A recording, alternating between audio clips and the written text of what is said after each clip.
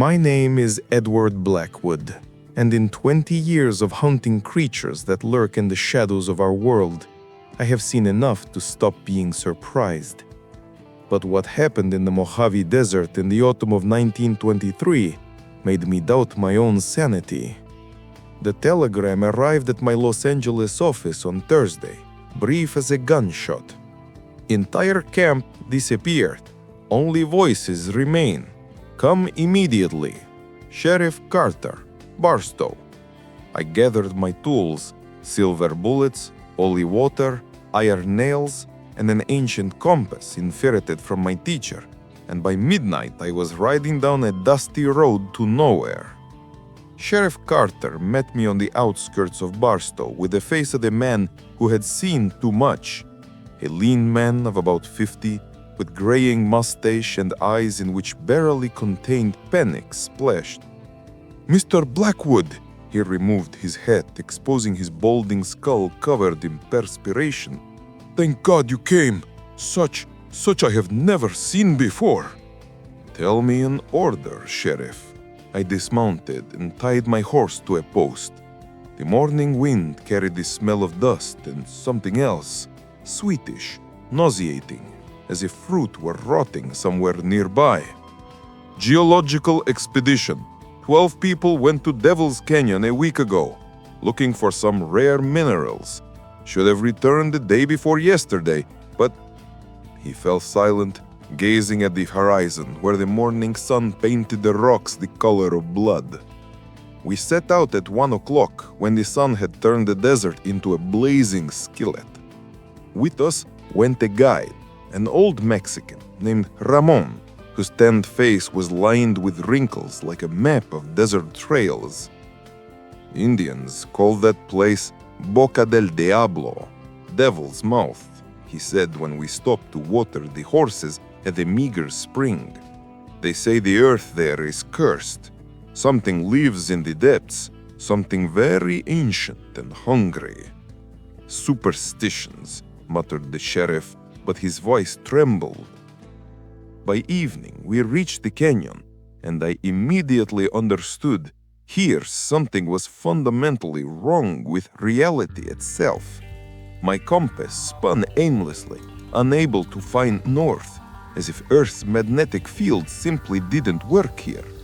Shadows fell at impossible angles, though the sun hung exactly where it should. And then we heard them. "Hey, Johnson! Come here, look at this!" The voice was distinct, excited, coming from somewhere below. We froze on the edge of the canyon, peering into the gathering dusk. "Professor Mason, where are you?" Another voice, younger, with notes of concern. The sheriff grabbed my sleeve. "Do you hear? It's them!"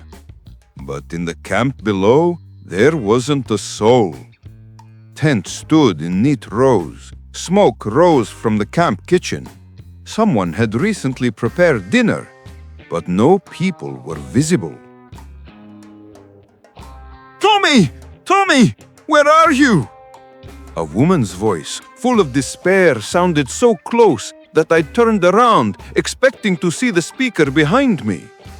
"That's Mrs. Anderson," whispered the sheriff, the chief geologist's wife. She was also in the expedition. The camp greeted us with dead silence. The fire crackled. A kettle hung over the coals. The appetizing smell of stewed beef rose from a pot. Maps, notebooks, geological instruments lay on the table. Everything looked as if people had stepped away for a minute and would return any moment. But there was nothing. 12 people had vanished without leaving the slightest trace of violence. In one of Professor Anderson's notebooks, I read, "October 15th, found strange crevice in northern canyon wall." But when I turned the page, the text changed. We built a large fire and made camp in the center of the clearing, back to back. Night brought a chorus of voices, but now I understood that this was not mere imitation. These were the voices of everyone who had ever disappeared in this place, layering on top of each other in an impossible temporal spiral. Eddie Blackwood, I'm here in the fourth tent. I found the way out. Blood froze in my veins. That voice, it was Margaret, my wife, who died 5 years ago while hunting a vampire in New Orleans. But not only her. It was also the voice of my mother, who died when I was 12. All these voices overlapped in impossible harmony, creating a sound that should not have existed in a three-dimensional world. Eddie, dear, I've been waiting so long. Come with me. I'll show you the way home. Ramon grabbed my shoulder when I took a step toward the distant tent. Don't listen, senor. That's not her. But the voice was so real, so familiar, and so multi-layered. Listening more carefully, I distinguished in it not only Margaret, but echoes of thousands of other voices. Men and women, speaking in languages that disappeared before the advent of writing. Where is this crevice? I asked Ramon. The old man reluctantly pointed to the northern wall, where between stone ledges yawned a narrow slit that did not simply absorb light, it absorbed the very possibility of light. Looking at it, I understood that I was seeing not the absence of illumination, but its complete opposite, anti-light.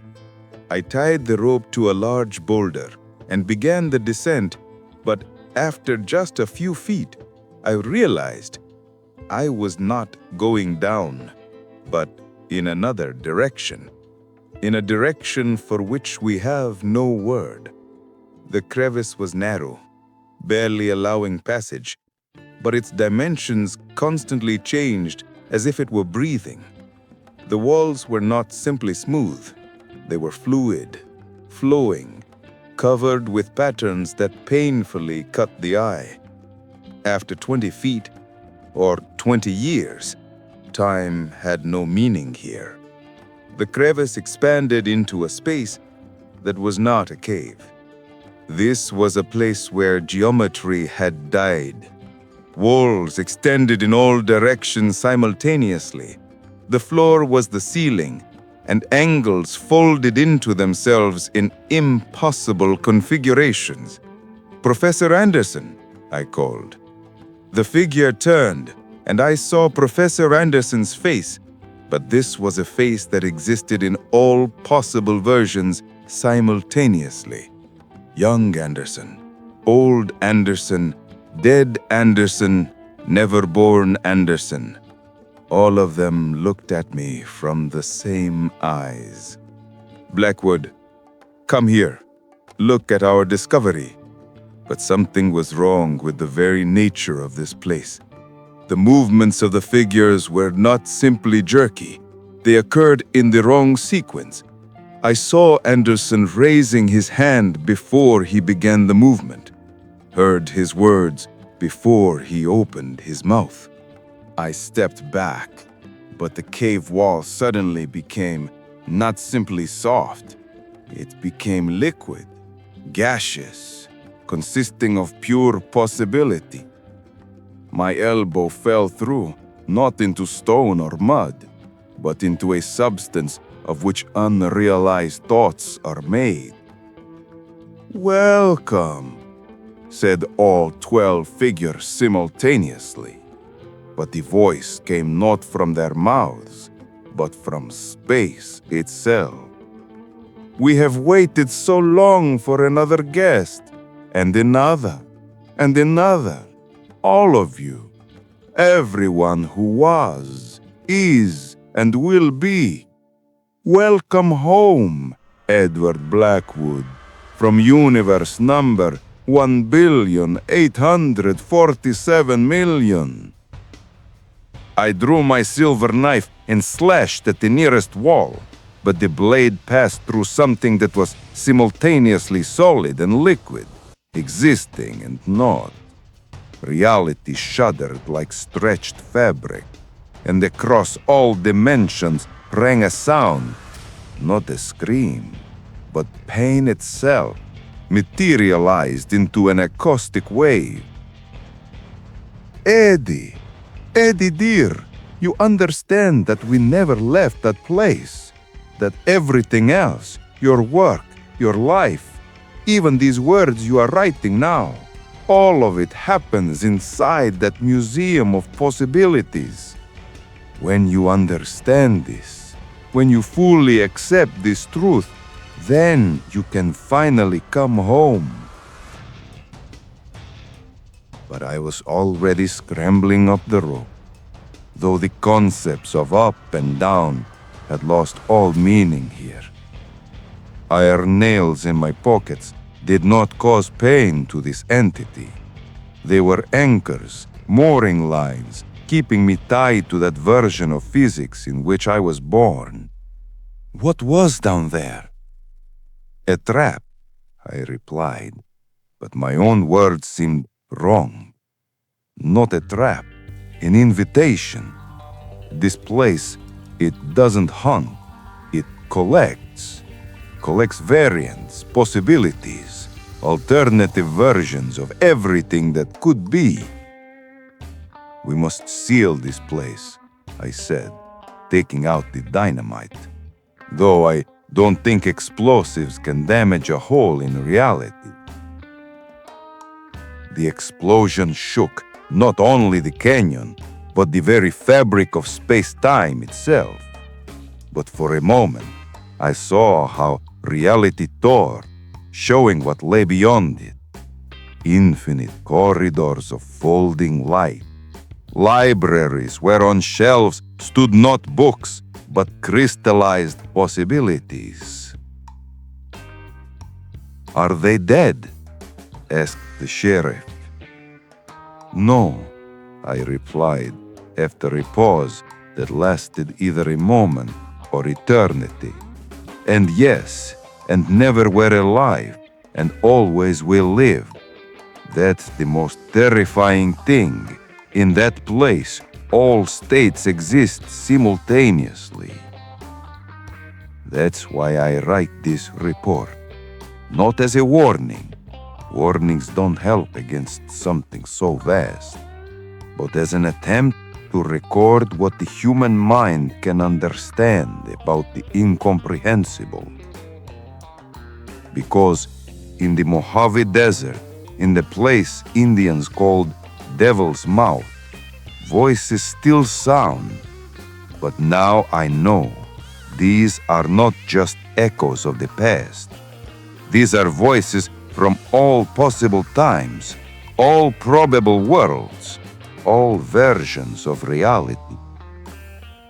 Eddie dear, you understand that we never left that place, that everything else, your work, your life, even these words you are writing now, all of it happens inside that museum of possibilities.